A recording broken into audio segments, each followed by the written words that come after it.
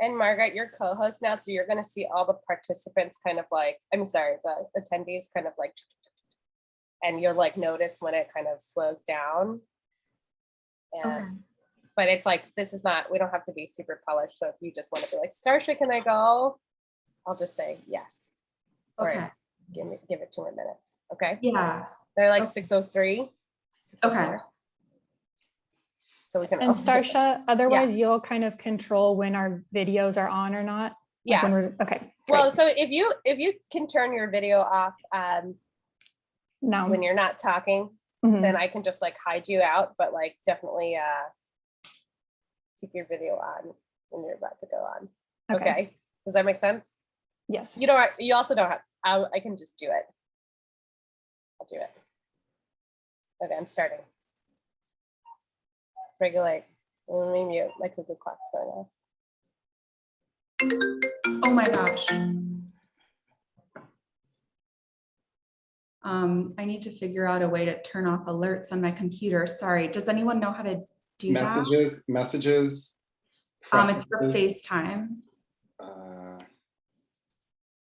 Oh, I'm so sorry. It's a new laptop and I don't know how to do that, but I really don't want anyone to fucking call me during my There's two. There's like the FaceTime and then there's also the messages. You have to mute maybe both. if I turn off my phone, it just won't.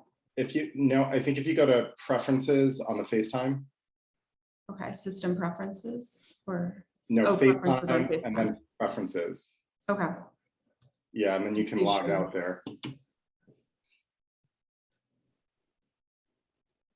Thank you. Sure. Amazing. You got it?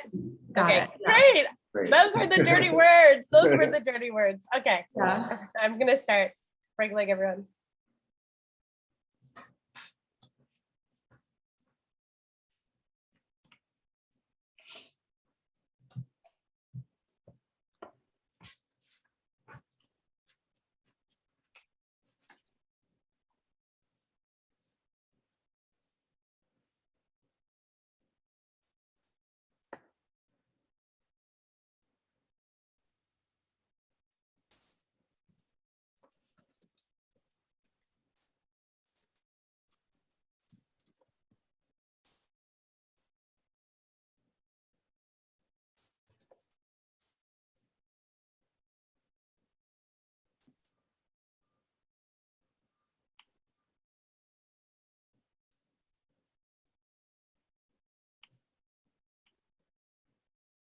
Welcome, everybody. We'll get started in just a minute.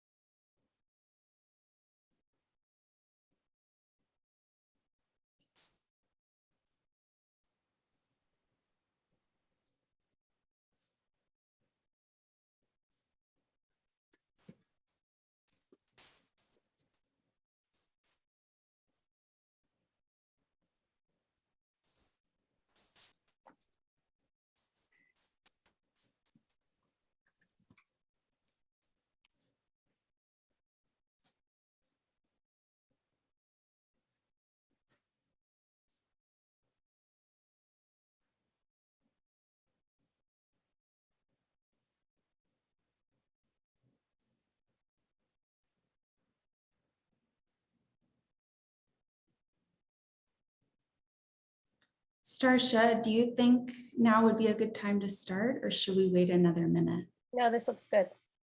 Thank you. Welcome, everyone. Thank you so much for coming to tonight's Offen poetry reading. I am so honored to be introducing Charif Shanahan and the poet that he has chosen to read with him, Sarah Hoban. Thank you so much to Starsha Gill, Creative Writing's amazing events coordinator, without whom this would not happen. My name is Margaret Ross. I teach here in creative writing. And the way tonight will go is that Charif will introduce Sarah and then Sarah will read. Then I'll introduce Charif, Charif will read, and then there'll be time at the end for some Q&A. So if a question occurs to you at any point during the readings, please just type it into the Q&A box and there'll be time to talk about it at the end. So I'll turn off my video now and hand it over to Charif.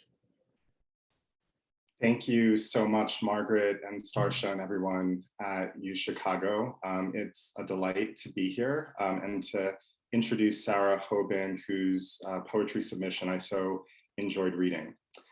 Sarah Hoban is a writer and arts administrator. She is currently a candidate for an MA in the humanities at the University of Chicago, where she studies creative writing. Her work has appeared in another Chicago magazine and in the anthology Todo esta distancia, All This Distance. In her past lives, Sarah has worked in curation and arts programming for museums and galleries in San Francisco, Oakland, and Salt Lake City. I chose Sarah's submission from the bunch for its strong sense of the line and poetic closure, a gravitas that existed simultaneously with a kind of tonal levity, and its formal variety, from a prose poem named after a biblical garden to a sequence of brief linked lyrics about one's familial inheritance.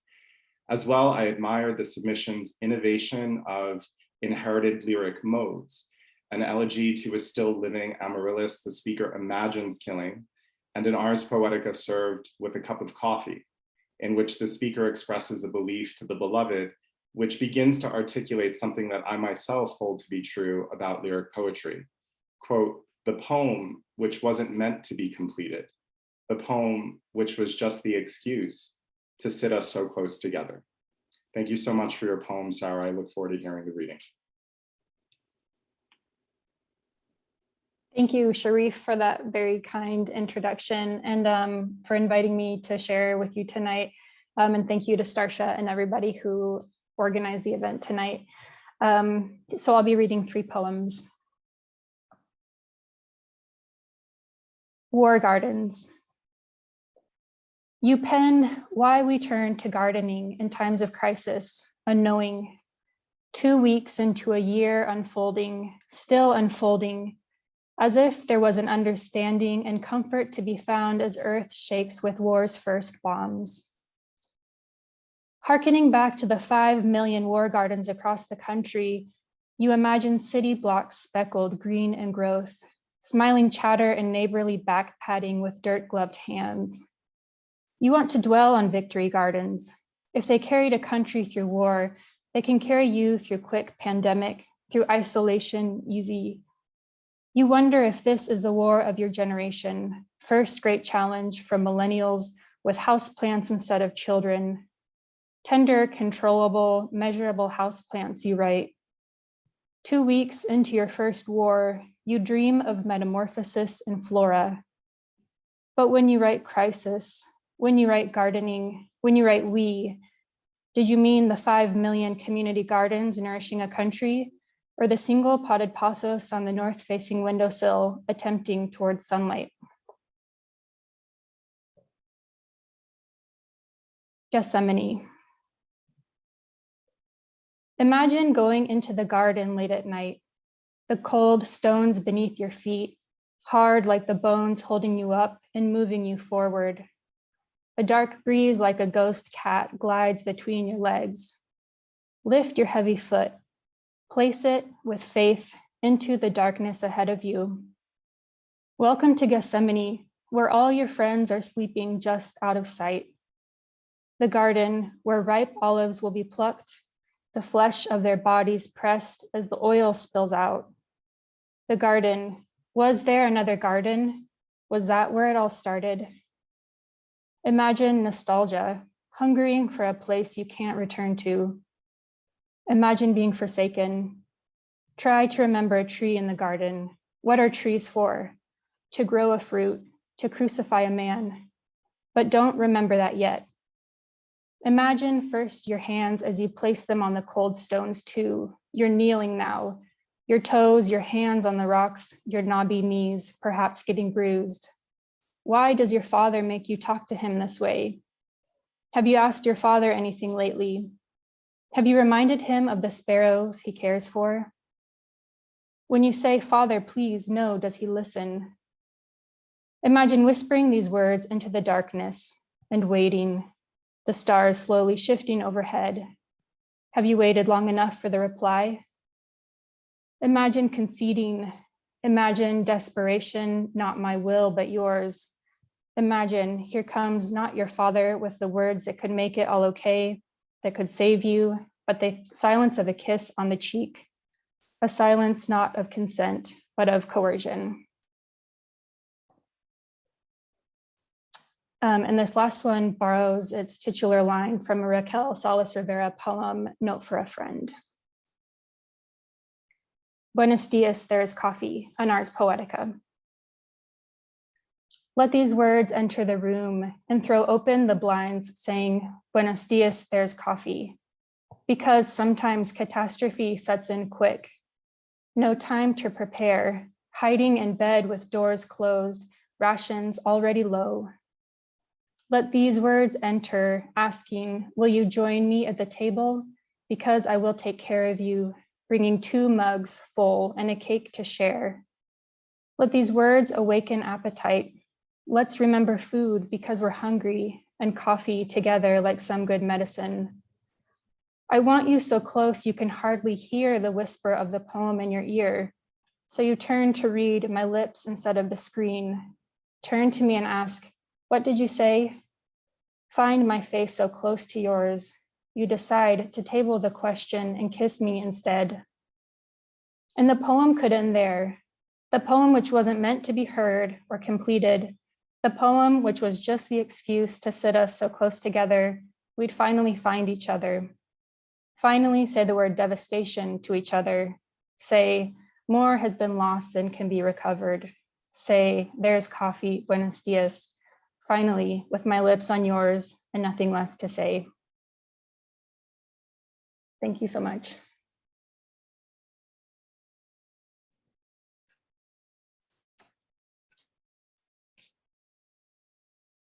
Thank you, Sarah.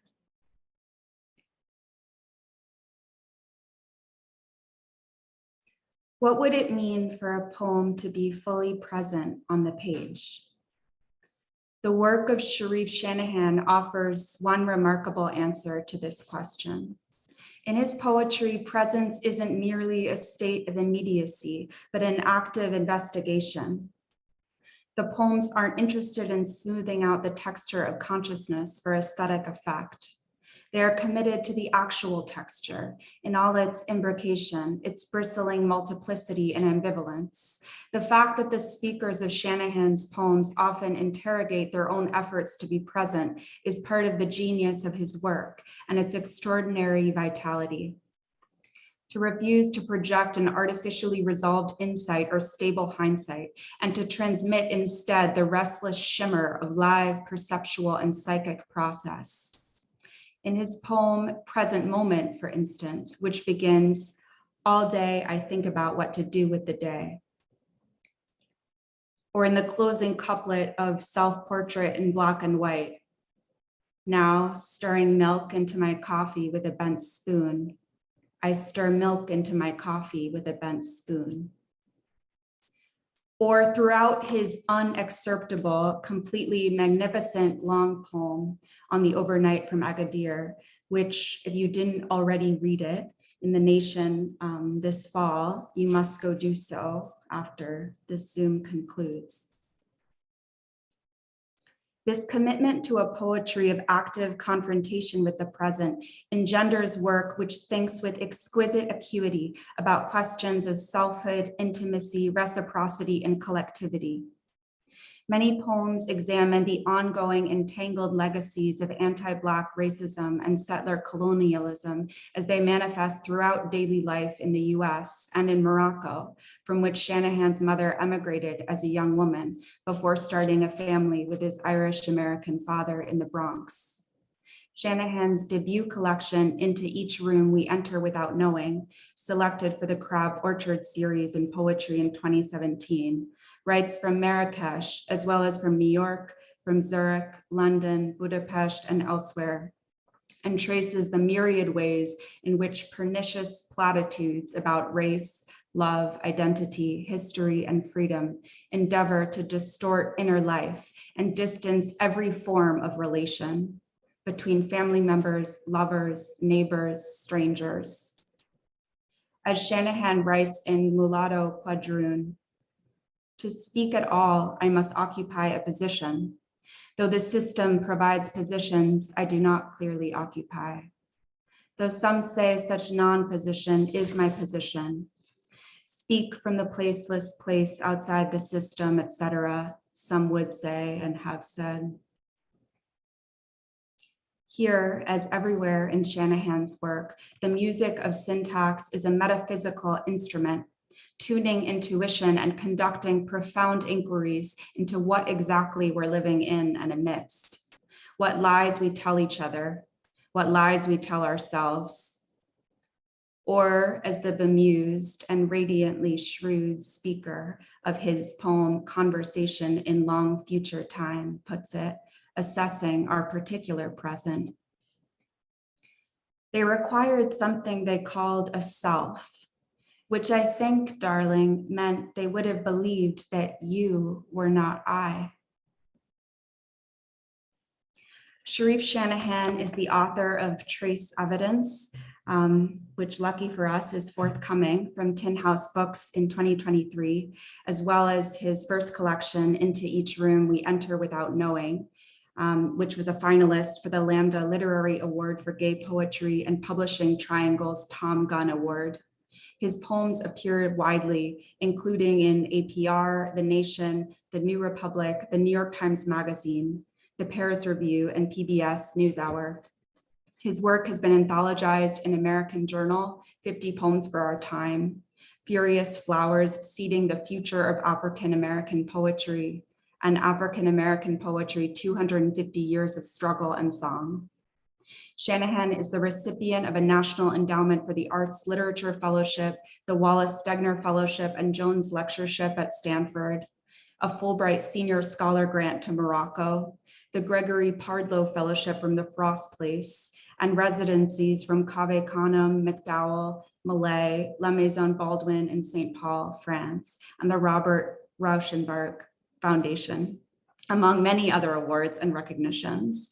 Currently, he's an assistant professor of English and creative writing at Northwestern University, where he teaches poetry in the undergraduate and graduate creative writing programs. Please join me in welcoming Charif Shanahan. Wow, thank you so much, Margaret, for that moving and beautiful introduction. Thank you so much for that. Thank you, Starsha, and everyone at UChicago for the opportunity to be with you all and to share some of the new work. I wish that we were sharing physical space and that we could see one another, but perhaps another time will come for that. I'm going to read from the forthcoming collection, Trace Evidence, which is a triptych. And so I'll read from each of the three sections. And the first section is the section that deals most explicitly, most directly with mixed race identity and the challenges of occupying liminal identity positions, and the challenges specifically to not just self-concept, but relation, how we commune with one another despite these constructed divisions. Mulatto Quadroon, Somewhere Between. I want to tell you what for me it has been like. To speak at all, I must occupy a position, though the system asserts positions I appear not to occupy. Though some say such non-position is my position, speak from that placeless place outside the system, etc., some would say and have said. If the placeless place is created by terms of the system, then it must be within the system, even if it appears otherwise. And so it may be that the position presumed to be of body might better be regarded as a position of thought or a receptivity to possible experience as conceived by the still implausible eye of a man who defined the flimsy self he carried against those whom he did not understand or know or in any real sense see. And if the possible vision of that implausible eye accounted for you in name only, then filed you under consequence, side effect. It is not that the system fails to position you, it positions you actively and specifically nowhere, so that you appear on the outside, but remain within. Or you appear within, but remain on the outside, which is to say, in other words, a part and a part. And so if to speak in a particular social world, I must occupy a position, and that social world consists of positions that are clear, but none of which clearly I occupy, then it may be that I cannot, even if I want to, tell you what for me it has been like. And so,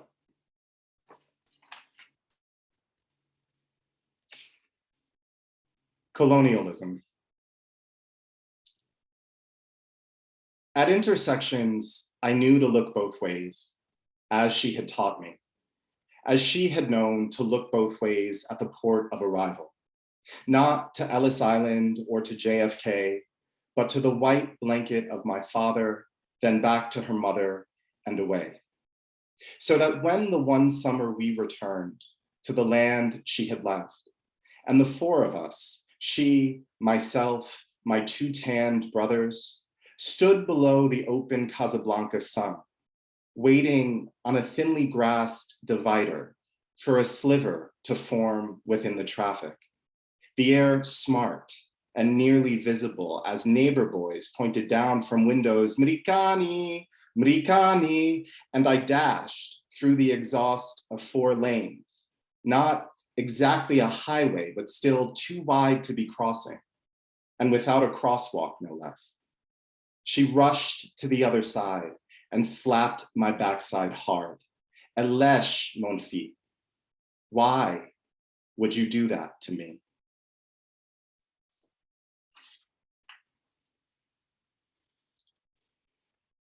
Exile. It happened inside a single room for me. Forgive me if you feel with this assertion I take from you or the integrity of your story. But it's true. I was nowhere there, flanked by my and my brother's beds on the frayed brown carpet, looking into the tiny holes of the radiator cover, dark eyes piercing through painted white metal. When I looked around, I saw nothing that I was, not even other nothings like me. Do you think I take from you? I do not take from you. I am you.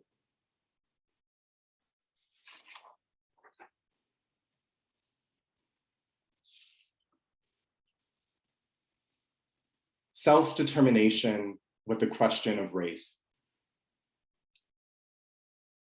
In the razor blade, tiny coarse curls gather, coarser in summer.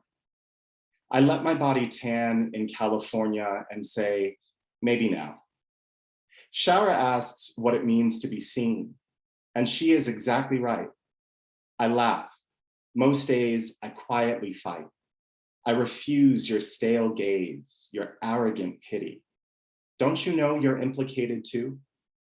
I take my coffee black. I brush my teeth, the hair on my dying scalp. I try to love other Black men because the world. If Mary and her lamb, if Allah, if you, if latitude and longitude, if the trees once emptied stood upright again.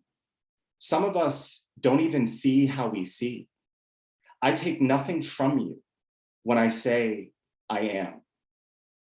Once I wrote on a napkin, I just want to live, and it startled me, true as it was. From a distance, Safia takes my hand. "Al-Asmerani, I see you, my brother." After giving my lover head, I wipe my mouth with my shirt sleeve like a child. If there is a question, if it is, how much blood? From the monkey bars, a child hangs by the knees, face flush, counting the coins on the playground rubber, then climbs to the top of the slide and looks directly into the sun. If you need me to measure or poor. Since there is a question, if you need me, if you need an eye, that is yours. So this is the point in the reading when I'd be like, how's everybody doing? And I would do that check-in, you know, and I can't really do that, but I'm thinking about you all and how these poems are reaching you. I'm just going to do a couple more from the first section. This is called Talking with My Boss About Diversity and Inclusion. Sometimes she says they, sometimes she says you. She's talking about Black people. When she says they, I try to forgive, to remember she is not American and tends to miss some things, especially the nuance or apparent contradiction of race not equaling phenotype, or Black people having, how could it be, blonde hair and blue eyes even when both parents are Black, or my own mother being an Arab, which we mostly don't consider an iteration of Blackness and not American born. When she says you, I believe she is doing me a favor.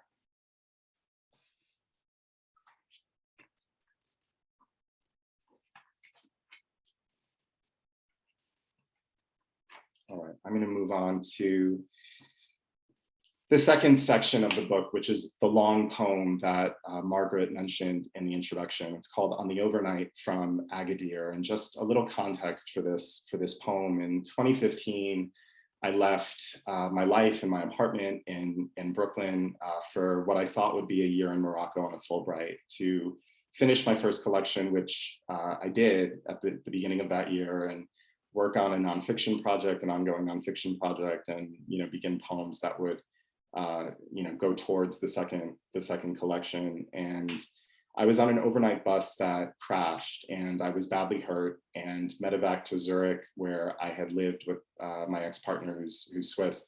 And it was an ordeal. I was in the hospital for 2 months. I had 3 surgeries, an 8-month convalescence that took place largely in my childhood bedroom in the Bronx. And so, the spiritual questions, the metaphysical questions inside an experience, you think you're going to your ancestral homeland for a year and you end up home, you end up in your childhood bedroom, you end up home quite literally. I began writing basically immediately to mine the experience for some kind of meaning. And On the Overnight from Agadir is the result of that process. There is an epigraph from Darwish: your cause and your life are one. And just so people can pace themselves, this takes me about 11 or so minutes to read. On the Overnight from Agadir. Don't go to discover your roots, Ladybug says. If you want to look for roots, go and look at a tree. Another day at a cafe, avoiding, pretending. Why did you come here? Tell me why. If you want to die, go ahead and die. Do it quickly. If you want to be dead, you can be dead. But the days are long and always the same. But the nights are long and always the same. I feel that time has me in a way. Do you know? A tree. But do you see its roots when you look at a tree? The syringa from that cover of the playbook in high school haunted me for weeks, its net of empty branches. See, that's the problem. That right there. How the mind moves from the one thing that's here and suddenly I am 55, though it's still 2 o'clock on Tuesday. 2 o'clock on Tuesday happens in Morocco too. My mother says we are European, and I shake my head at her desperate face. My mother says we speak French in Morocco, and I shake my head. Morgan says maybe it could be good for you to travel to the motherland. It's necessary trauma for each of us. I call my ex-partner in Brussels, with whom I lived in 7 cities on 3 continents, and say, Habibi, I think I just want my own apartment and a dog, and to stop working like a mule. And we laugh. Morgan says, you have to go. Why do I sense but I cannot trust what I feel in my chest. Are there even trees in North Africa? If you don't want to live, you don't want to live anywhere. Avoiding what? I'm sorry, but there's no other way to say it, meaninglessness. So that is why you get on a plane and go to the third world for a year. I don't know. Clearly, I don't know. And the third world as a phrase is so, did the colonizer kill or make thrive? Did the colonizer kill or make thrive? Honestly, who cares? I don't need history to justify me. I just want a dog. I wouldn't mind having a Moroccan lover, I tell my shrink out of things to say.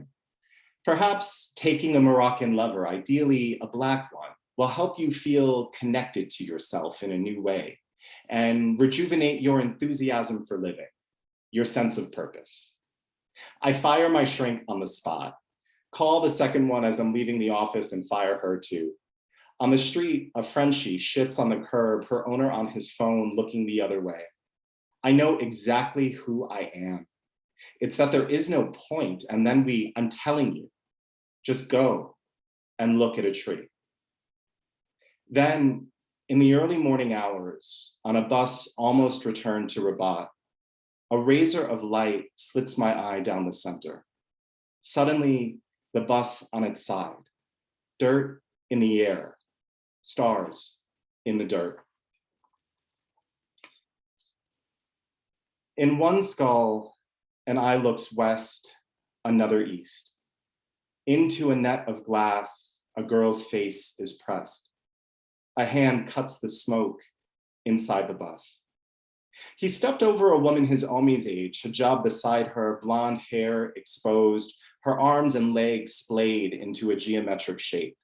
He threw himself from the bus's side, a tingling from his shoulder to his thumb.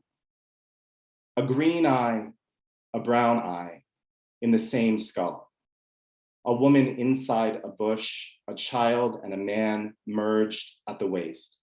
Two heads, two torsos, no feet.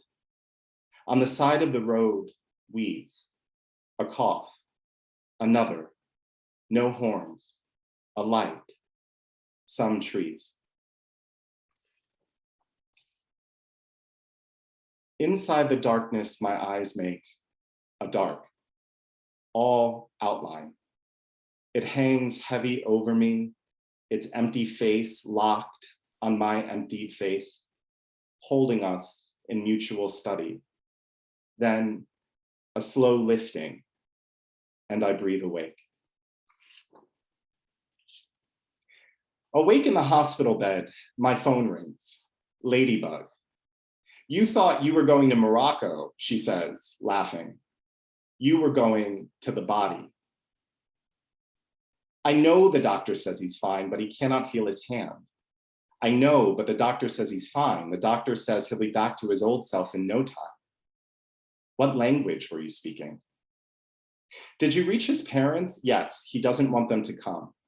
Has the mother been informed of her Blackness or that of her children? Stop. The boy's neck. Has the mother been informed of the neck? Would I do what to you? Reckless, childish behavior, that's all it was. You disappeared from sight. You can't really believe I wanted to kill myself at 5 years old. The horns blared, they were layered, merging. The exhaust was heavy. Once inside, I could not see. I ran until through it. What do you see when you think of it now? I can still hear them. I hear them now. You, a nearly white brilliance, an almost permanence. Dear one, I was trying to enter my own life. I felt outside my own life. I was looking, trying to find a door, to quiet the mind I knew I was more than. I wanted to control only what I could control. I wanted nothing grand, epiphanic, oracular. On the contrary, I wanted to be small, to disturb and be disturbed, the absolute least. Silly, naive. The clock kept telling me my birthday, 12/27, every day for a year. I saw it twice. Dear one, I thought the clock was telling me to start over, that I could start over any time. I mean, 2 births a day. As the bus tilted onto its side and crashed, I saw all I would not become. A thin book turned into a face, the face turned into 4. My work, I exclaimed inwardly to no one in particular as we hit the gravel. I have not done my work.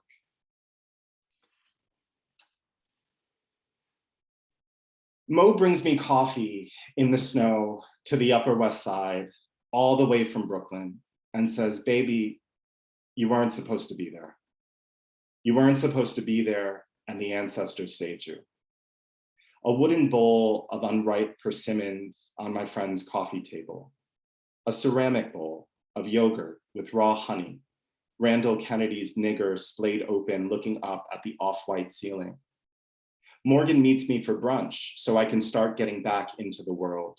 Still in a neck brace, I look into her compassion. We both struggle. I phone my old shrink from college and say, can you believe this shit? And we laugh. Mo says, you weren't supposed to be there, baby. And we post pics on Facebook to make our friends smile. Look, you did not listen to yourself. You did not want to go, by which I mean the child inside you, and I don't care how that sounds. I hit reply to the email, then X out of the draft. I hit reply again, then go down the hall for tea. I mean, the injury took you back to Zurich, where you had tried to love a man into being your father, then to your childhood bedroom in the Bronx. You can't make that shit up. I carry my tea back to the desk. It goes cold before I take a sip.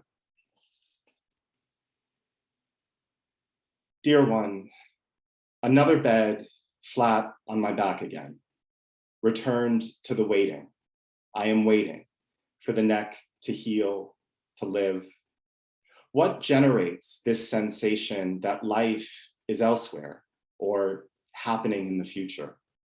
That it will begin once the neck has healed and I arrive in California, where it will begin once I am worthy of living, or once I feel comfortable more often than I do not, or once I can provide for myself in a 2-bedroom apartment, where it will begin once I no longer look outside myself for an answer, or once I no longer feel drawn to Morocco, to our pain, or once, where does the self hide when it hides?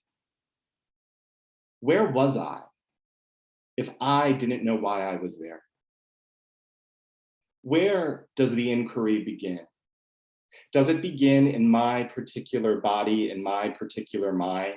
Does it begin centuries before me? Does it begin in my mother? Does it begin in all these places at once the market tries to close? Once the mother gives her son a face he can use? It's not the skin so much as it is the shape of the bones beneath it, the way they form a gestalt. Once the father says, come back, my boy, I see you. I want you to know that I see you. Listen, I have mulled this over ad nauseum. All obvious interpretations are lacking, uncompelling, that my home is not there, that I needed to leave, that I had to care better for my body, that my body did not belong to me, that nothing is ordered, everything is random, nothing is random, everything is ordered. If you will not use your voice to speak, your voice will be taken. It is not your work, silly boy. If you will not do it, your gifts will be passed to another. Thank you for driving slowly, I say from the back seat. When I was last here 3 years ago now, I was badly hurt. The road lines vacant lots of dust, hot air cycling through the open windows. Yes, they told me at the Riyadh, he says, and I'd like to show you something. He pulls down the neck of his t-shirt, a scar from his hairline down the length of his spine. I exit my body, then return so forcefully I shift in my seat. 18 years prior, 2 thieves in his taxi, he explains a struggle, the car splayed by a tree, a broken neck, 2 months in hospital, the scar. And so I think Allah sent me to you, he says. What road is this? I ask. He turns, hands steady on the wheel. The A3. It runs north to south, from Kaza to Agadir.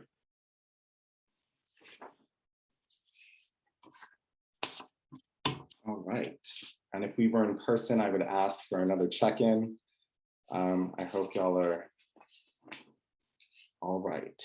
I think I'll just do 2 more from the 3rd section, if that sounds good, Starsha and Margaret. Absolutely. Okay, great. So the 3rd section of the book is the one that kind of directly speaks to questions of presence and time. And of course, these delineations are kind of false in a way because all elements coexist in all sections of the book, but in a kind of primary way. I'll read just the first 2 parts of a sonnet crown called Little Red Lighthouse, which has an epigraph from Rilke, future, who won't wait for you? Prepare for the life, Father says. He means almost nothing by it, nothing sinister, only good. He thinks he is helping. He thinks he is offering the words he wished his father had offered. It is banal like that. So the mind taking hold starts to look anywhere but here. How to prepare. A road leads into a forest, or a highway curves into a city, or several dirt paths extend from a circle of dirt. But the feet are not moving. Do you know? The feet are looking before they cross. The feet are looking before they cross, the hands, tongue, and lungs too. You leave the room to find yourself back in the room you just left. You repeat time. The walls change color, sky blue, fire brick, bumblebee. Plants die, then revive. A new frame for the old photo of the lighthouse beneath the bridge. The room empties. The room fills. Time repeats you. Fixed, as though yourself the decoration. You stand still, still trying to prepare. And I'm gonna close with the final poem in the book, which is a poem called Worthiness. And it was the summer of 2020, and there was a lot of energy around social justice questions and the Black Lives Matter movement after the murder of Mr. George Floyd. And I was asked to write a piece in prose for a publication. And I sat down and moved language around the page for about 3 days. And there was part of me that was resisting the request, but I tried, and there was language on the page. And then this poem asserted itself and was the thing that I felt most compelled to say at that time. Thank you so much for your attention and for being here and being with me and holding space together. This poem is called Worthiness, and also just to let you know, it's a series of 1-line stanzas, and it takes me about 4.5 minutes to read. Worthiness. Guns and tear gas on TV are not where I want to begin. The rejection for me came from both directions. Home was not a place in any sense, an idea defined by its absence. What about here? What about now? I know to ask myself. Years ago, I hurt my neck in an accident, I write, and before I can finish, I turn away from me. Who was the first who turned away? Some say I lack the right to complain because I still have breath. I try to be deliberate, to be present inside the time that partitions the day. Time is less a measure of what is, more a framework of control, a structuring tool. An hour reflects the notion that we belong and are separate at once. I understand so little about progress. Some call grief complaint. Once an acquaintance performing both conviction and lament, how hard it must be to walk into a room and be neither black nor white. His motivation not to empathize, but to test a hypothesis, to ask me who I was, not seeing he had already decided. I admit I fail at being present. I prepare for the hour I lose by preparing. The self I inhabit is fluid, shifting, I know to remind myself. The chokehold originates in the martial arts, a position of active defense. Air chokes and blood chokes are the two types.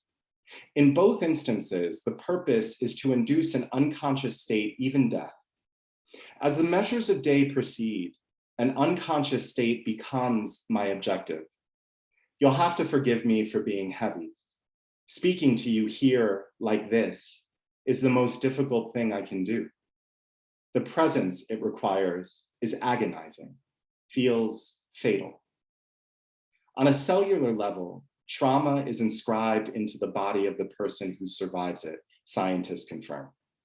Some say the word trauma is overused these days to the extent its meaning is diminished. The intention of the chokehold is to induce an unconscious state. Unconscious states vary in nature and origin. In waking dreams, before I wake, the tasks of the day assert themselves. One task is to go to the gym. One task is to deconstruct racial constructs. Guns and tear gas are not where I would choose to begin. I try to be deliberate, to be present. In a way, my to-do list seems manageable, even standard.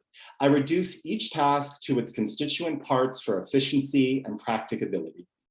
In an email to a student, I explain, to racialize is the act of assigning a racial category to a person's body, e.g. an Arab from the Maghreb, his mother in the United States is racialized as Black.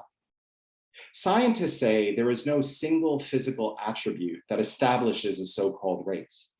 Scientists say trauma lives inside the body and is passed on generationally. Physiologically, joy is a surge of dopamine and serotonin in the brain. In an experience of joy, it is unclear whether physiology or event comes first. 8.5 minutes of a knee on a neck is not formally a chokehold.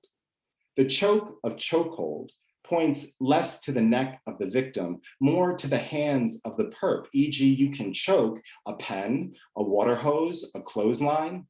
8.5 minutes of a knee on a neck is more akin to, and I turn away from me again. Is one's psychology a spiritual or physiological occurrence?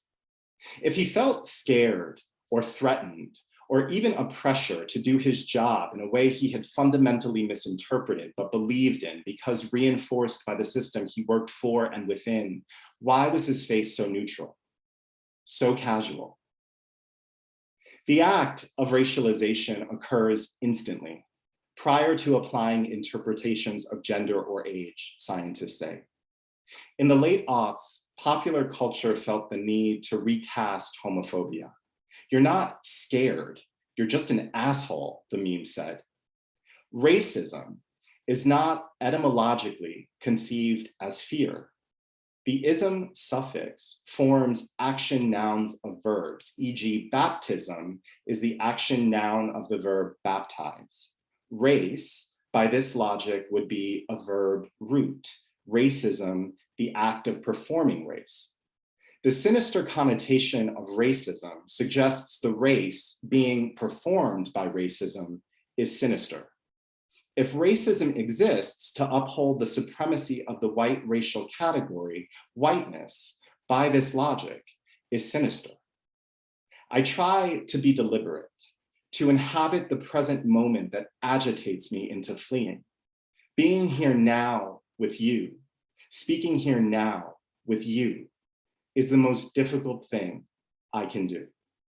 I am not being rational. I am trying to reduce the present into its constituent parts. Last month, a student emailed me to say she was too scared to go to any class but ours. It was not a compliment. I did not take it as a compliment.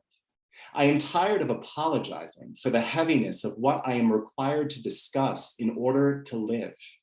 I tell the student she is worthy. I ask her to write a poem about her worthiness. When I turn away from the news, I enter an unconscious state. I seek it. Though years ago I wrote, I want to enter my life like a room. Thank you so much for listening.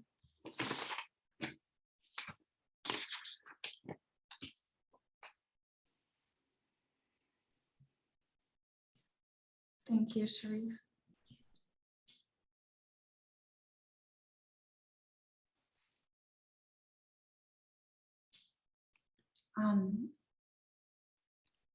It always feels so artificial to just jump right into Q&A without taking a minute to let the poem sink in.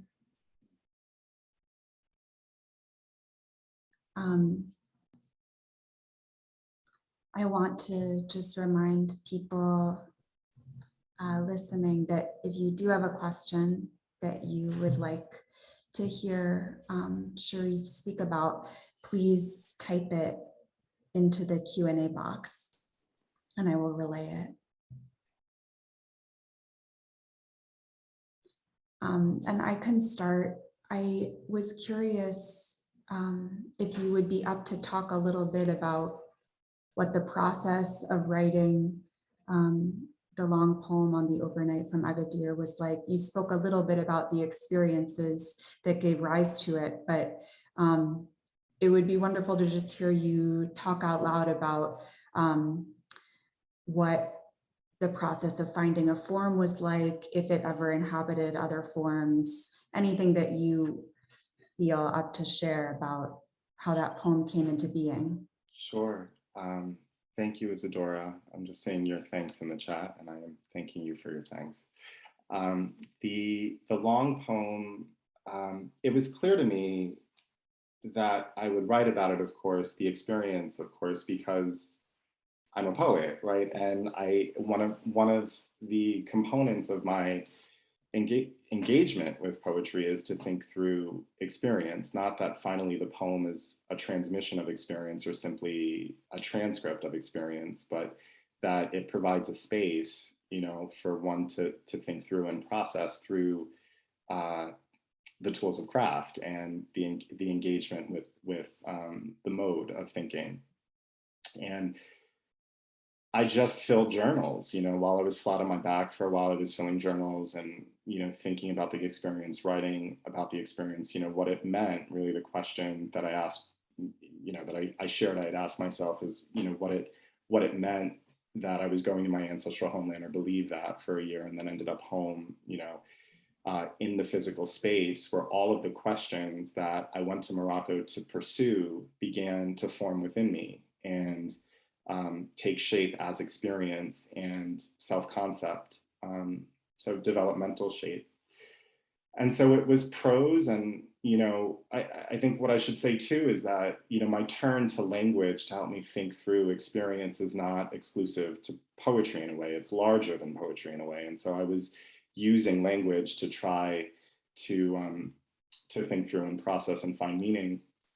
And at some point along the way, poetic thinking or poetic gestures like figuration, line every now and then, you know, suddenly I'm writing in a metaphor, or, you know, I'm thinking about a memory from the hospital through simile, and it begins to move in the direction of something that we might think of more traditionally as a poem rather than just the prose in the notebooks.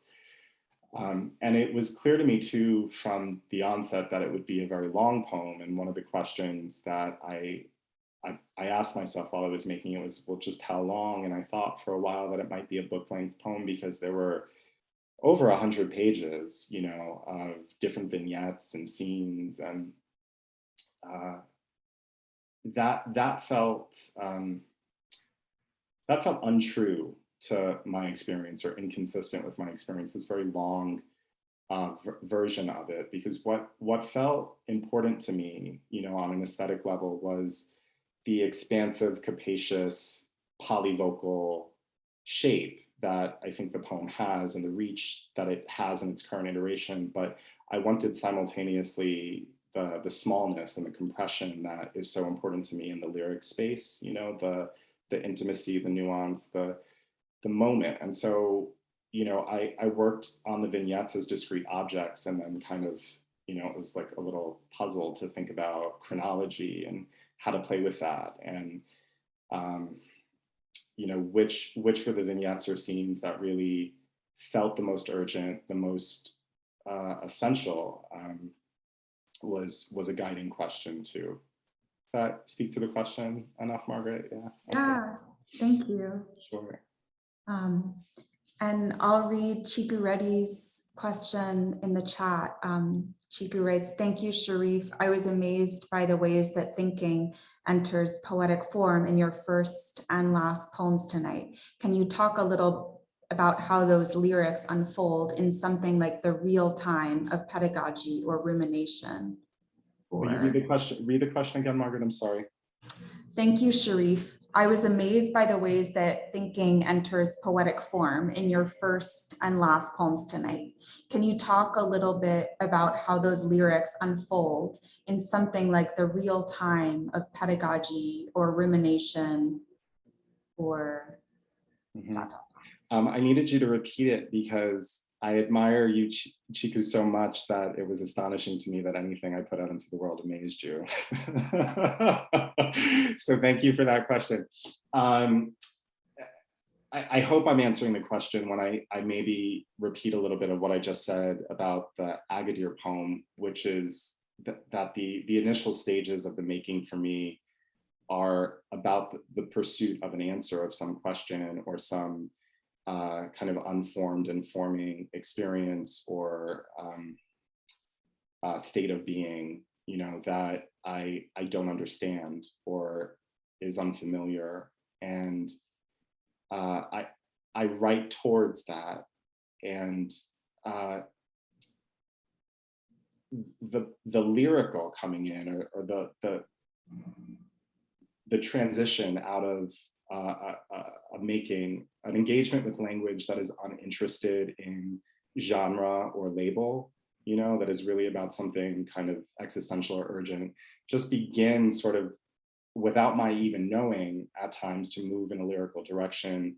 I think based on my, you know, my experiences that I am a poet, my reading life, you know, that it just begins to move in that direction. And suddenly the thinking that feels most muscular, you know, is the poem more often than not. So that there ends up being language on the page. I cue into my own process that a part of the language is moving in the direction of poems. And then when I think about how to make what I've generated for different reasons, it wasn't ever to sit down with the objective of writing a poem. But when I think about how to transfer that into poetry, it's usually what falls away is the less rigorous thinking, you know, the more familiar gestures or conclusions. I hope that answers your question.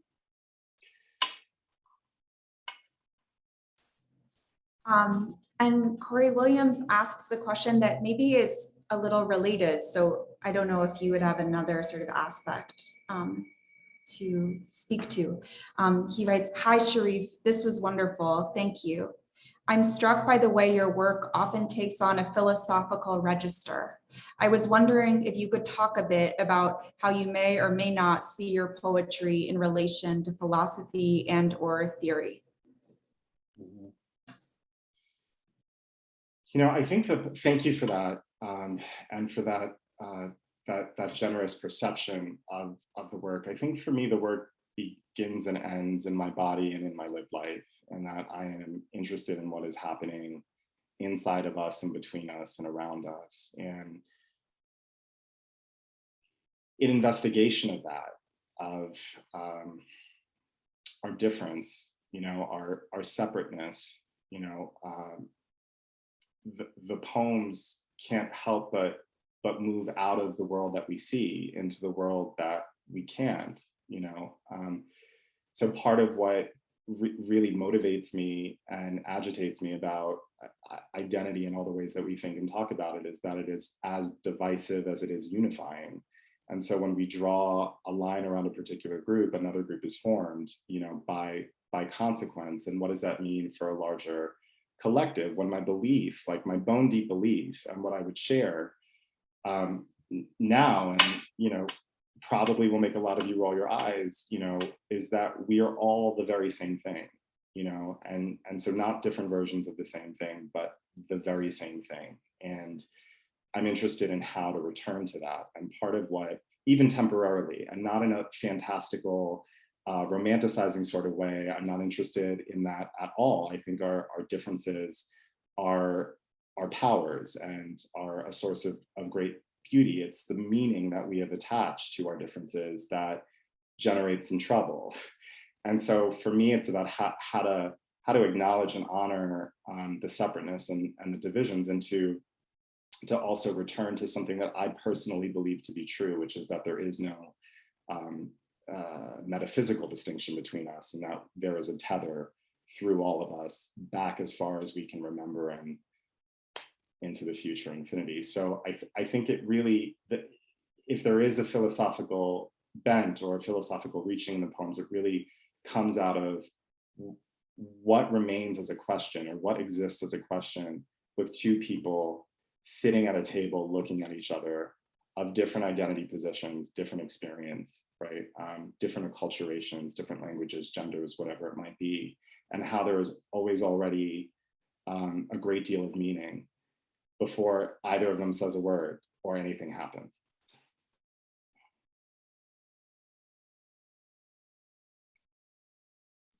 Sorry, I muted myself because there was a loud plow here in Chicago. And I think we have time for one last question from Christian Collier, who asks, what's the most significant way your poetics have changed from the first book to the new one?